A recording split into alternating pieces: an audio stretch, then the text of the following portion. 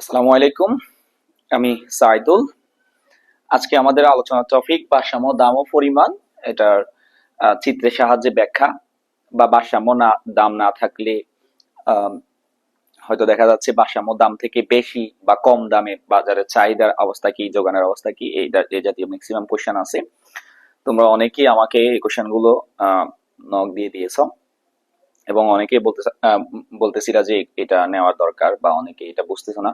যদিও আমি এটা ক্লাসে যারা আমার স্টুডেন্ট ছিল আমি তাদেরকে চেষ্টা করছি পুরোপুরি বলার জন্য। আমার মাস্টার্সে পরীক্ষা থাকার কারণে আমি তোমাদের ক্লাসগুলো কন্টিনিউ করতে পারতেছি না। ইনশাল্লাহ আগামী মাস থেকে আমরা ক্লাসগুলো কন্টিনিউ করব এবং আমি চেষ্টা করবো এই দুই একদিন টানা কিছু ক্লাস দেওয়ার জন্য, যেটা তোমাদের হেল্পফুল হয়। সবগুলো বিষয়ে, ইংরেজি, আইসিটি, ইকোনমিক্স, সবগুলো বিষয়ে ক্লাস দেওয়ার চেষ্টা করবো। এই ক্লাসগুলো কালেকটিভলি আমি বলতে পারি যারা ফার্স্ট ইয়ার আছে তাদের জন্য খুব বেশি ইম্পর্টেন্ট, যেহেতু ফার্স্ট ইয়ারের প্রথম যে সেমিস্টার পরীক্ষাটা সেটা প্রথম দ্বিতীয় অধ্যায়গুলো থেকে হয়, তৃতীয় অধ্যায়গুলো থেকে, সুতরাং এটা খুব দরকার। এবং সেকেন্ড ইয়ার তো টেস্ট তোমাদের জন্য এটা খুব দরকার এবং খুব কমন কোয়েশ্চেন যেটা বারবারই আসে, এটা নিয়ে আমরা আলোচনা করবো ইনশাল্লাহ।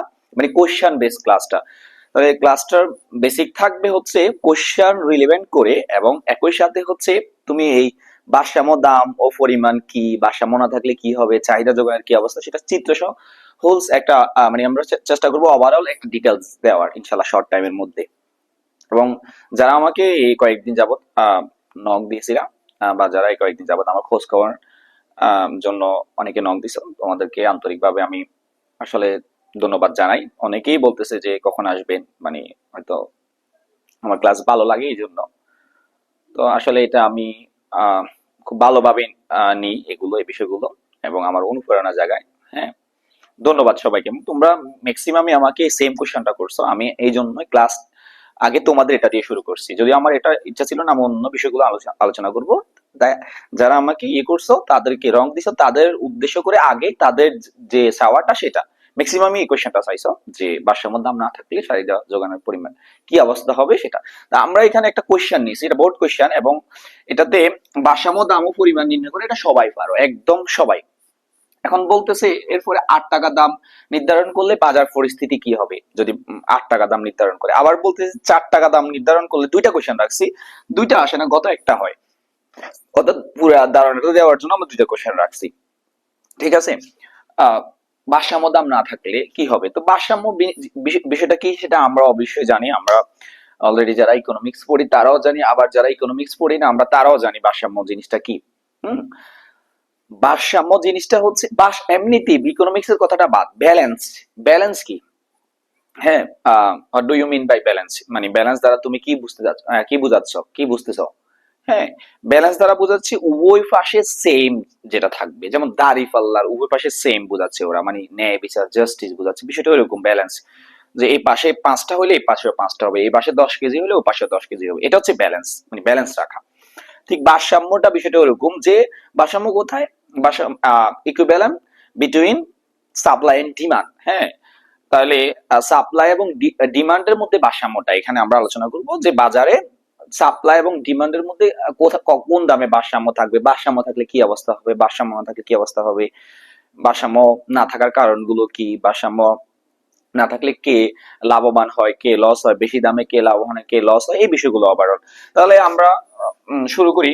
এখানে একটা কোশ্চেন, সেটা তোমরা সবাই পারো। প্রথম কোশ্চেন হচ্ছে ভারসাম্য দাম ও পরিমাণ নির্ণয় করো। তো আমরা জানি কিউডি ইকুয়াল কিউএস, এটা আমরা আগে থেকেই জানি। কিউডি দেওয়া আছে 20 মাইনাস 2p, আর কিউএস দেওয়া আছে -4 প্লাস 2p। ওকে, 20, আর এটা এই 4, এটা এই পাশে পাঠাইলে +4, আর এদিকে 2p, এটা এই পাশে পাঠাইলে 2p। মাইনাস চিহ্নগুলো আমরা যদি সমান চিহ্নের এই পাশ ওপাশ করি তাহলে চিহ্নগুলো চেঞ্জ হয়, সেটা তোমরা আগে থেকে জানো, এটা বেশি কিছু না। ভারসাম্য অবস্থা হচ্ছে এটা। তাহলে এটা পরে দেখাইলাম আমরা যে ফি এর সাথে ফি রাখবো আর এমনি নরমাল সংখ্যাগুলোর সাথে। তাহলে ফি এর সাথে ফি রাখছি, এটা মাইনাস আছে প্লাস হয়ে গেছে, এদিকে 4 এটা এদিকে নিয়ে আসছি, মাইনাস আছে এটা প্লাস হয়ে গেছে। এটা তোমরা জানো, এখানে 24 হবে আর এখানে 4p হবে। আমরা যদি বাস করি 4p ইকুয়াল 24, এটা তোমরা জানো, এই জন্য আমি এটা এত ডিটেলস করতেছি না। ওকে, তাহলে আমরা এখানে ফি এর মান বাইর করবো, ভারসাম্য দামটা। পি ইকুয়াল 24 আর নিচে 4 কাটাকাটি করলে আমরা এখান থেকে পাবো, সুতরাং ভারসাম্য দাম ইকুয়াল 6 কাটাকাটি করলে আমরা খুব সম্ভবত 6 পাবো। তাহলে এখানে এই যে পি এর উপর একটা বার দিছি, এটা দিয়ে বোঝাচ্ছি এই দামটাই ভারসাম্য দাম, স্টেবল প্রাইস এটা।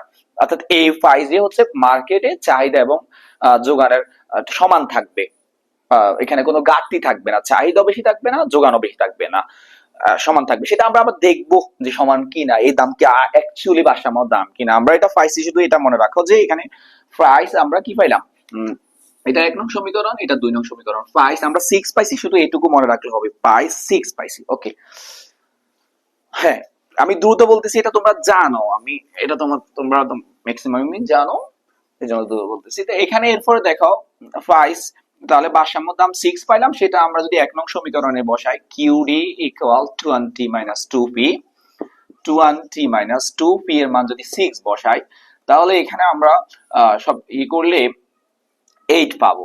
আর 2 নং সমীকরণ যদি বসাও, Q S equal minus 4 plus 2পি, তাহলে মাইনাস 4 প্লাস 2পি এর মান আমরা 6 পাইছি।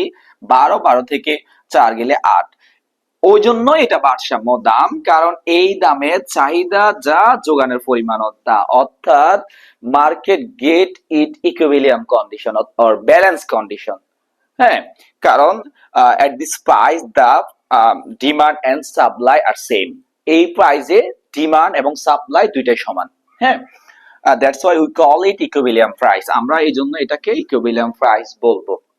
এখানে এটুকুই enough, not necessary for anything, আর কিছু দরকার নাই, এটুকুইতে এটা আমরা রাখতে পারি। কিন্তু এরপরেও তোমার তো 3 মার্ক, তাহলে 3 মার্কের জন্য তুমি আরো করতে পারো, আর একটু ব্যাখ্যা করতে পারো যে ফি হচ্ছে ভারসাম্য দাম 6 টাকা, এই কেন দাম ভারসাম্য দাম, কারণ এই দামে চাহিদার পরিমাণও 8, যোগানের পরিমাণও 8, মার্কেটে কোনো চাহিদা বেশি থাকবে না, যোগানও বেশি থাকবে না, বা চাহিদা কম থাকবে না, যোগানও কম থাকবে না। যতজন ক্রেতা আছে, এই ক্রেতা ক্রয় করতে আসবে, ততজন বিক্রেতা হ্যাপিলি বিক্রয় করবে। বোঝা গেছে কিনা? That's why it's equilibrium price, এই জন্য এটা ইকুইলিব্রিয়াম প্রাইস। এটা কনক্লুড করে দিবা, এই ধরনের বলবা, এর থেকে আর বেশি কিছু দরকার নাই, এটা এইটুকুতে শেষ। এরপরের কোশ্চেনটার উপর আমরা ফোকাস করব যে 8 টাকা দামে, এখন এই মার্কেটটা কেউ দাম ফিক্স করে নাই, ইনভিজিবল হ্যান্ড। অ্যাডাম স্মিথ বলছে যে মার্কেট প্রাইসটা ইনভিজিবল হ্যান্ডের মাধ্যমে নির্ধারণ হয়, অনেকটা কেউ নির্ধারণ করে নাই, চাহিদা এবং যোগানের ইন্টারসেক্ট যেখানে হবে সেখানে মার্কেট প্রাইসটা নির্ধারণ হবে। তো এটা অনেকটা ওরকম কেউ নির্ধারণ করে নাই। এখন সরকার বললো, পরের কোশ্চেনটা নিয়ে আমরা চলা, এটা আমি স্লোলি বলবো। এখন সরকার বলতেছে যে দাম 8 টাকা নির্ধারণ করা হইলে, দাম 8 টাকা নির্ধারণ করছে, তো দাম 8 টাকা নির্ধারণ করলে বাজারের পরিস্থিতি কি হবে সেটাই তুমি ব্যাখ্যা করবা, বা সেটা তুমি জানার চেষ্টা করবা। হ্যাঁ, ভারসাম্য দাম থেকে বেশি দাম নির্ধারণ করছে। হ্যাঁ, what if the price will be 8, price যদি 8 টাকা হয়, তখন কি ঘটবে, কি হবে সেটা আমরা দেখবো। ওকে, তাহলে আমরা গ নাম্বারই করতেছি, মূলত আমাদের ফোকাস কোশ্চেন হচ্ছে গ নাম্বার কোশ্চেনটা, এরপর আমরা এটা করতেছি। দেখো, তাহলে আমরা গতে 5 লিখবো, গতে 5, ভারসাম্য দাম ফি equal 6, Q D equal Q S equal 8, এটা আমরা এমনিতেই আমাদের লাগবে, এই জন্য আমরা এটা রাখছি। এখন the government fix the price at 8। Okay, তাহলে গভর্নমেন্ট প্রাইস 8 টাকা নির্ধারণ করছে। হ্যাঁ, 8 টাকা নির্ধারণ করছে, তাহলে এই দামে 8 টাকা দামে কিউডি ইকুয়াল, আমাদের সমীকরণ হচ্ছে 20 মাইনাস 2পি, তাহলে 20 মাইনাস 2পি এর মান আমাদের 8। আমরা আগের মানটা নিতে পারবো না, বিকজ গভর্নমেন্ট একটা প্রাইস নির্ধারণ করছে। এখন the new price is 8, এই প্রাইসটা হচ্ছে 8, and the question is what happen in the market when the price is over the equilibrium price, ভারসাম্য দামের উপরে প্রাইসটা সেট হইলে কি ঘটবে মার্কেটে। আমরা এই অংশটাই আমরা ফোকাস করে কোশ্চেনটা করব। সো আমরা পি ভারসাম্য দামটা ইউজ করব না, আমাদেরকে দাম ওরা বলে দিছে। তো দাম আমরা 8 টাকা দাম এটা করলাম। ওকে, বসাইলাম, তাহলে 8 দুগুণা 16, আমরা এখানে চাহিদার পরিমাণ 4 পাবো। ঠিক একই সাথে আমরা কিউএস ইকুয়াল -4 প্লাস 2পি, -4 প্লাস 2, আমাদের ফি এর মান হইলো কত, এখন 8, যে 8টা আমরা নির্ধারণ করবো, অর্থাৎ ফি এর মানটা আমরা নতুন ইয়েতে বসাবো, নতুন সমীকরণগুলোতে। তাহলে নতুন দামটা বসাবো। তাহলে এখানে 8 দুগুণা 16, 16 থেকে 4 গেলে 12, আমরা একটা ওভারঅল কন্ডিশন পাইছি, তো এটা নিয়ে আমরা বলবো। অর্থাৎ আমরা 8 টাকা দামে চাহিদার পরিমাণ পাইছি, কিউডি মানে চাহিদা 4, এবং 8 টাকা দামে যোগানের পরিমাণ পাইছি কত, 12। এটা তোমরা বুঝো সবাই, আমি এটুকু জানি। বা যারা ইকোনমিক্স এর student, they are I think broadly known this topic more than me, আমার থেকেও বেশি জানো আই থিঙ্ক। এটা আমি জানি, কারণ তোমরা রেগুলার এটা করতেছো। এটা কিন্তু তেমন একটা কঠিন কঠিন কিছু না। হ্যাঁ, এখানে মুখস্থ করার কিছু নাই। জাস্ট সমীকরণ গুলোতে ফি এর মানটা 8 বসাইবা, দ্যাটস এনাফ। এই যে 8 বসানোর পরে আমরা 4 পাইছি, 8 বসানোর পরে আমরা 12 পাইছি। ওকে,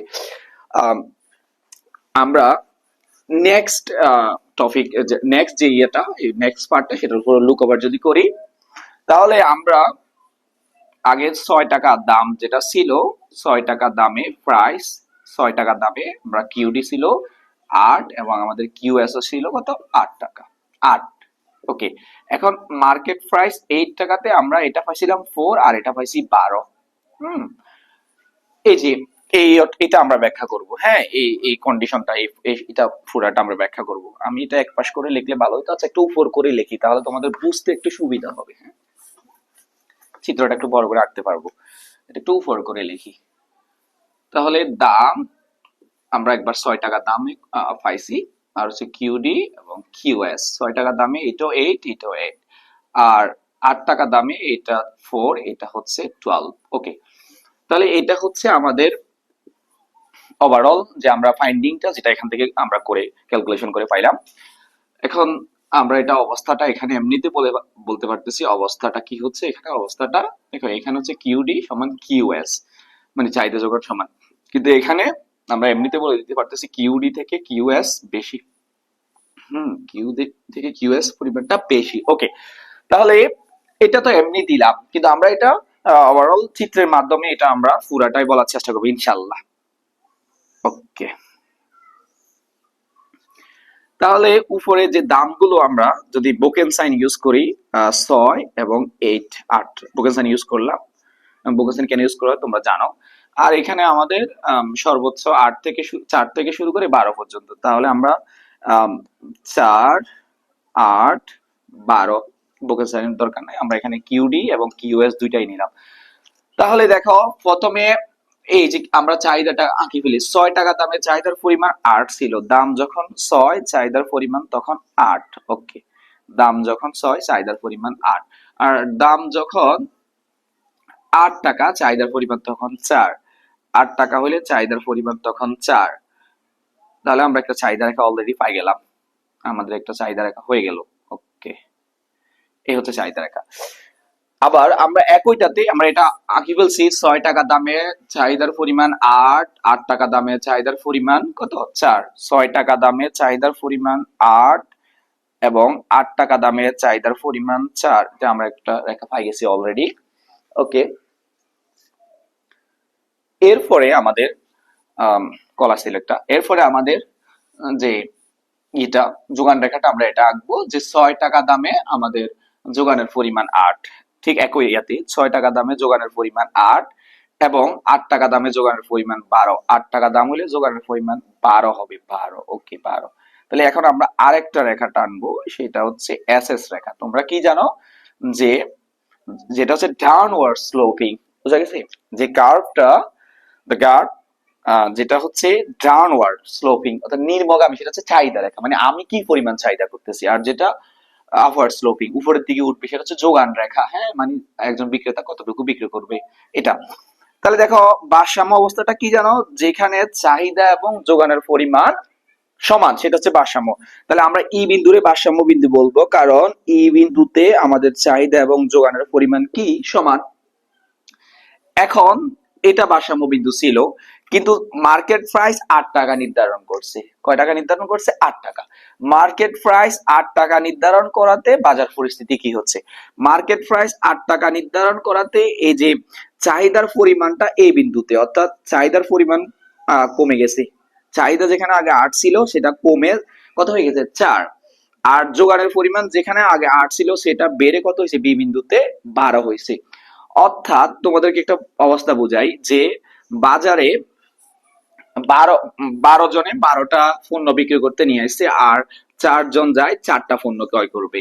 তাহলে 12টা পণ্য নিয়ে আসছে 12 জন মানুষের, আর 4 জনের 4টা পণ্য ক্রয় করতেছে।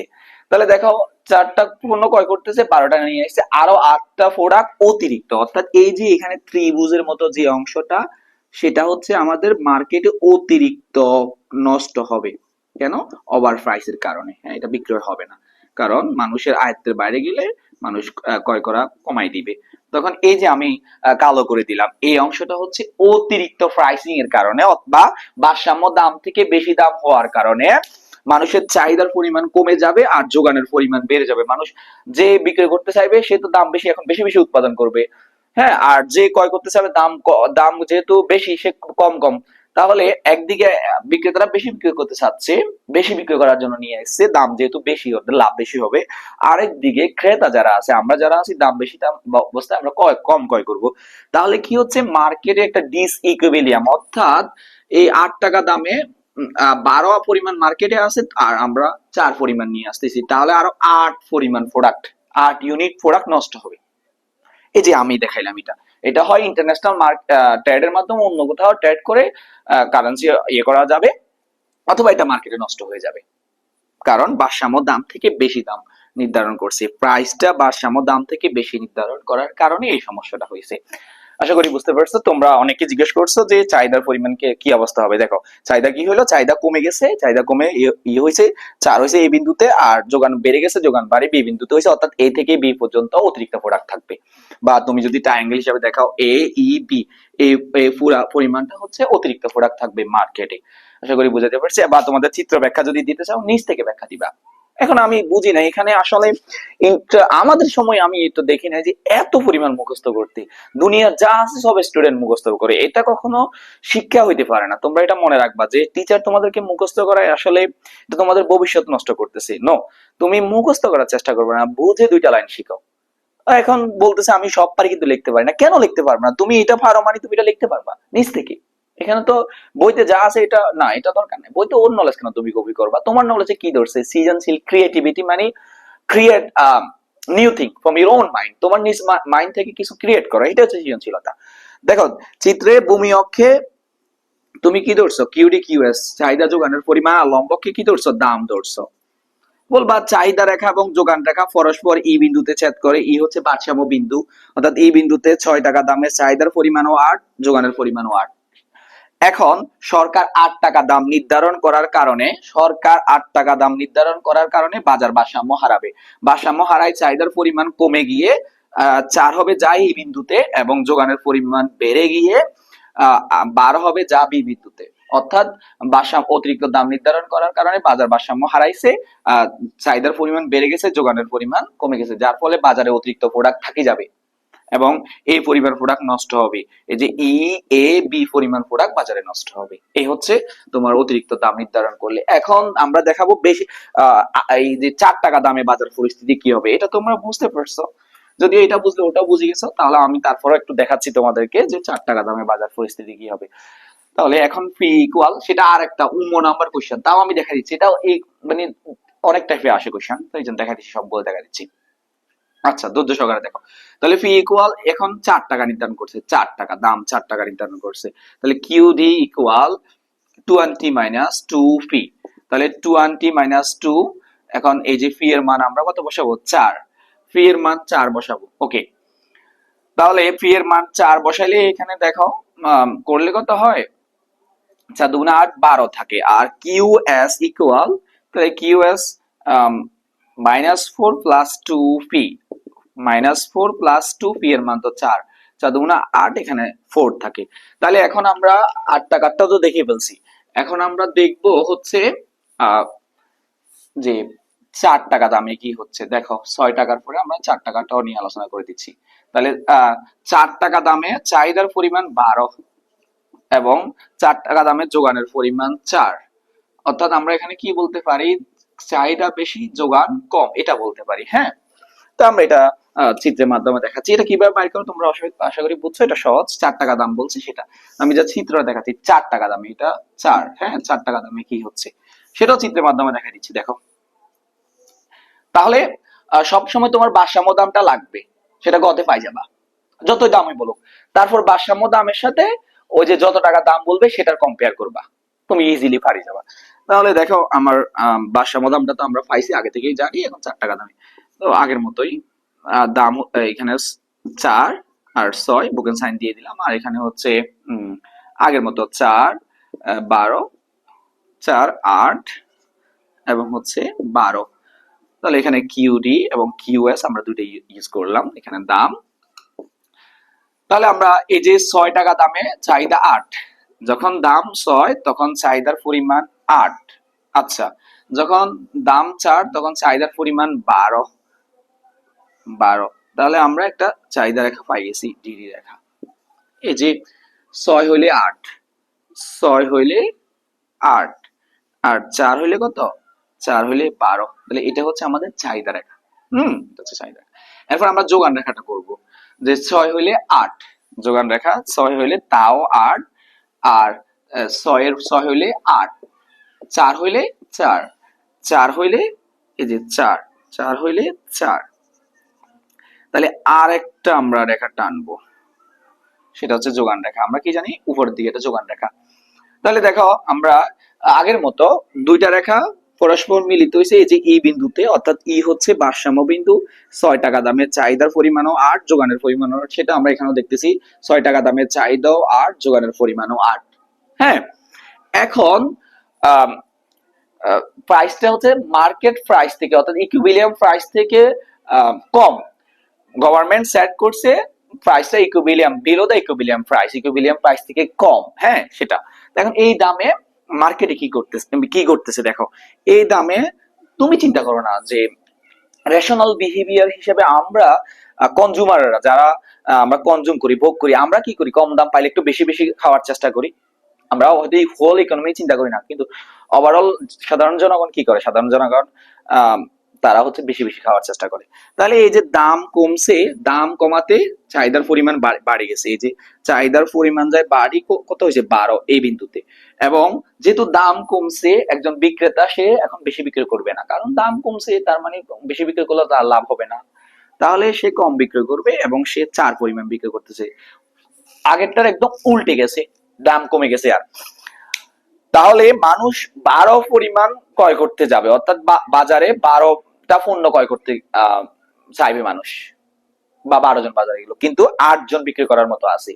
তাহলে কি হলো, এখানে ঘাটতি থাকবে। এই যে এই ট্রায়াঙ্গেলটা, যে চাহিদার পরিমাণ এ বিন্দুতে অর্থাৎ 12 আর যোগানের পরিমাণ বি বিন্দুতে অর্থাৎ 4, তাহলে এই যে এই নিচের যে ট্রায়াঙ্গেলটা, এটা ঘাটতি থাকবে আমার বাজারে। বোঝা গেছে, এই অংশটা আমার ঘাটতি থাকবে, এই যে এই পুরো অংশটা ঘাটতি থাকবে বাজারে। এটা হয় ইন্টারন্যাশনাল ট্রেড করে নিয়ে আসি, ভারসাম্যতে আসবে, আর না হয় হচ্ছে যে কি বাজারে এভাবে থাকবে, না হয় আবার ভারসাম্য দাম সরকার নির্ধারণ করতে হবে। বিষয়টা এরকম। তাহলে যদি আমরা দুইটা কথা বলতে পারি, যদি ভারসাম্য দামের উপরে দাম নির্ধারণ করে, বাজারে অতিরিক্ত প্রোডাক্ট থাকি যাবে, নষ্ট হবে। আর যদি ভারসাম্য দামের নিচে দাম নির্ধারণ করে, তাহলে বাজারে কি হবে, বাজারে ঘাটতি সৃষ্টি হবে। হ্যাঁ, that is the main thing. আমি মনে করি যে এটা, এই দুইটা বিষয় মনে রাখতে পারলে হবে। Main theme of the question, এই কোশ্চেনের মূল মেইন থিম হচ্ছে এটা, যে ভারসাম্য দামের উপরে যদি নির্ধারণ করে, অতিরিক্ত প্রোডাক্ট থাকবে, অতিরিক্ত পণ্য থাকবে, সেটা নষ্ট হবে। আর ভারসাম্য দামের নিচে নির্ধারণ করলে মানুষ যা চাইবে তা পাবে না, তাহলে ঘাটতি সৃষ্টি হবে, বাজারে প্রোডাক্ট থাকবে না। ওকে, চাহিদার পরিমাণ বাড়ে যাবে, যোগানের পরিমাণ কমে যাবে। এখন তুমি যদি এটা ব্যাখ্যা দিতে চাও, চিত্রে ভূমি অক্ষে চাহিদা এবং যোগানের পরিমাণ, লম্ব অক্ষে দাম ধরা হয়েছে, চাহিদা এবং যোগান রেখা পরস্পর এই বিন্দুতে ছেদ করছে, অর্থাৎ এই বিন্দু হলো ভারসাম্য বিন্দু। এই বিন্দুতে এই যে 6 টাকা দাম, এই 6 টাকা দামে চাহিদার পরিমাণও 8, যোগানের পরিমাণও 8, এটা ভারসাম্য ছিল। কিন্তু এখন সরকার দাম 4 টাকা নির্ধারণ করার কারণে বাজার ভারসাম্য হারাইছে, যার ফলে চাহিদার পরিমাণ বেড়ে গিয়ে 12 হয়েছে এই বিন্দুতে, যোগানের পরিমাণ কমে গিয়ে ইয়ে হয়েছে 4 হয়েছে বি বিন্দুতে। অর্থাৎ এ থেকে বি পর্যন্ত এই অংশটা ঘাটতি সৃষ্টি হয়ে গেছে। বা পুরাটা যদি বলো এ বি ই বা এ ই বি, এই অংশটা পুরো ত্রিভুজের অংশটা ঘাটতি হয়ে গেছে বাজারে, বাজার ভারসাম্য হারাবে, কেউ কেউ পাবে আর কেউ পাবে না, বিষয়টা এরকম হয়ে যাবে। ইনশাআল্লাহ আমি চেষ্টা করবো, যেহেতু আমি বাসায় আসছি 2-1 দিনের জন্য, 2-3 দিনের জন্য, আমি পুরো মাসটাই আমার লাগবে মাস্টার্স পরীক্ষা দেওয়ার জন্য, তো আমি আসবো ইনশাআল্লাহ। এর মাঝে আমি যতগুলো পারি, যা যা বিষয়গুলো ইনশাআল্লাহ চেষ্টা করবো দেওয়ার। তোমরা অন্যান্য কলেজে যারা আছো, তারাও আমাকে তোমরা ফেইজি বলবা যে আমার এই ক্লাসটা লাগবে, এই ক্লাসটা লাগবে। আমি চেষ্টা করবো, যেহেতু তোমাদের পরীক্ষা চলে আসতেছে, তোমাদের ডিজিআর অনুসারে ক্লাসটা দেওয়ার। সবাই তো আর দূর দূরান্তের কারণে কোচিং করতে পারে না, অনেকে ফাইন্যান্সিয়াল সমস্যার কারণে কোচিং করতে পারে না। আমি অবশ্য ফাইন্যান্সিয়াল সমস্যাটা দেখি না, অনেকে ফ্রি পড়াই, তাও অনেকে বলে দূর দূরান্তে কারণে যাইতে পারি না। এই জন্যই কিন্তু আমি অনেক আগে শুরু করার কথা ছিল, তো এই জন্য তোমাদের জন্য ক্লাসগুলো ফ্রি করে দেওয়া, তোমরা এগুলো দেখবা।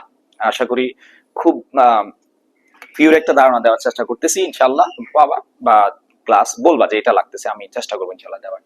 ধন্যবাদ সবাইকে।